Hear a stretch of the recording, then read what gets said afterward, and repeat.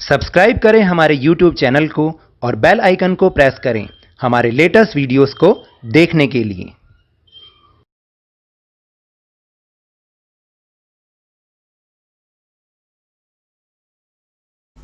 Hello and welcome to Lovneesh sir की class. आज की ये शिक्षा निदेशालय राष्ट्रीय राजधानी क्षेत्र दिल्ली की वर्कशीट नंबर 68 जो कि क्लास 9th के स्टूडेंट्स के लिए है।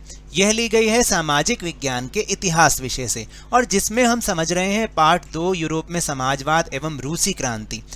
आज इस वर्कशीट में हम अनुच्छेद पर आधारित प्रश्नों के उत्तर को समझने की कोशिश करेंगे जो कि स्रोत आधारित प्रश्न का ही एक प्रकार है।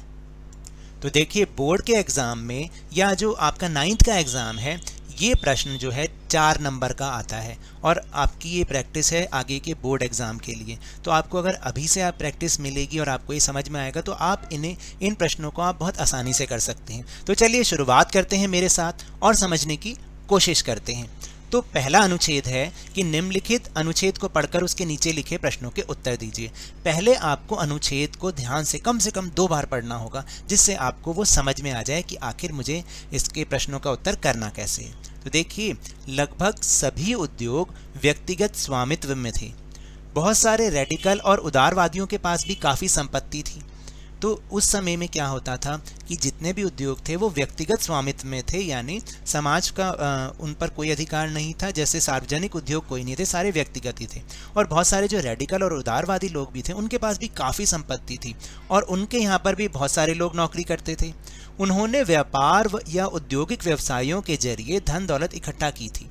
अब आपको पता चला कि उन्होंने पैसा कैसे इकट्ठा किया था।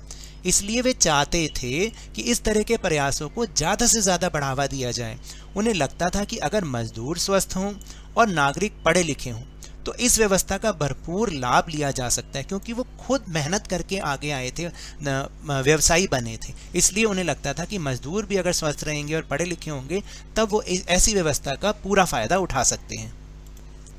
ये लोग जन्मजात मिलने वाले विशेष अधिकारों के भी विरुद्ध थे।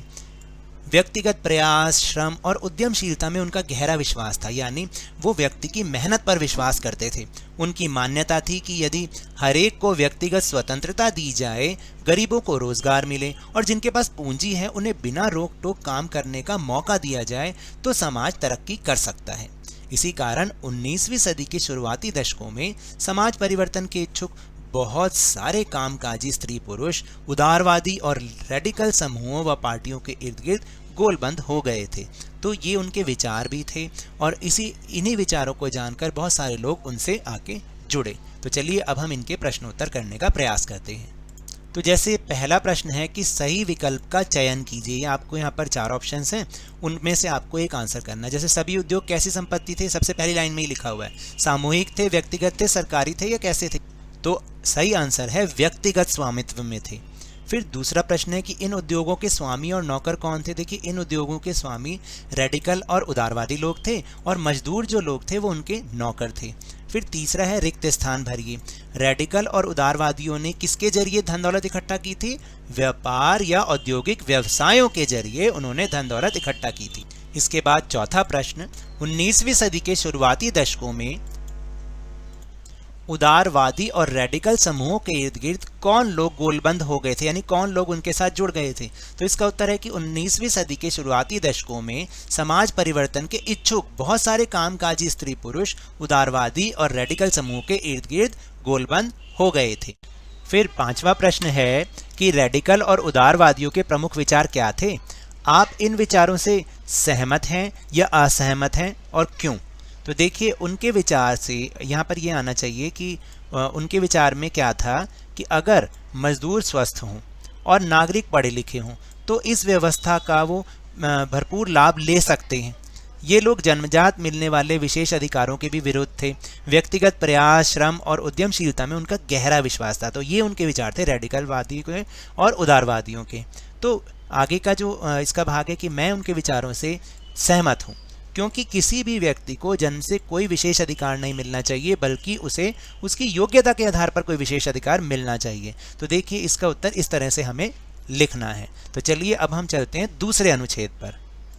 तो दूसरा भी अनुच्छेद है, इसको भी पढ़कर आपको उसके नीचे लिखे प्रश्नों के उत्तर देने हैं। तो चलिए अब दूसरा अनुच्छेद एक बार पढ़ के समझते हैं।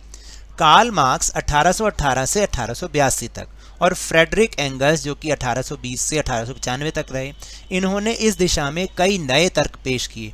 मार्क्स का विचार था कि औद्योगिक समाज एक पूंजीवादी समाज है, यानी जो औद्योगिक समाज है ना, वो पूंजीवादियों के लिए, बिजनेसमैन का समाज है। फैक्ट्रियों में लगी पूंजी पर पूंजीपतियों का स्वामित्व है और पूंजीपतियों का मुनाफा मजदूरों की मेहनत से पैदा होता है, यानी अगर मजदूर ना हो तो शायद वो फायदा मुनाफा हो भी ना।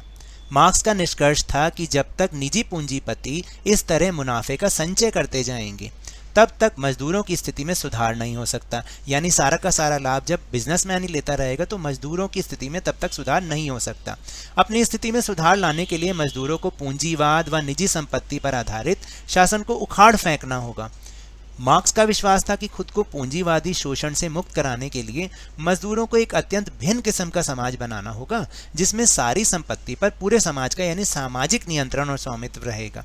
यानी उनके हिसाब से मजदूरों को ही खुद आगे आना पड़ेगा और एक ऐसा समाज बनाना पड़ेगा जिसमें जो भी मुनाफा हो, जो भी संपत्ति हो, उसमें समाज का अधिकार हो, ना कि किसी व्यक्ति का।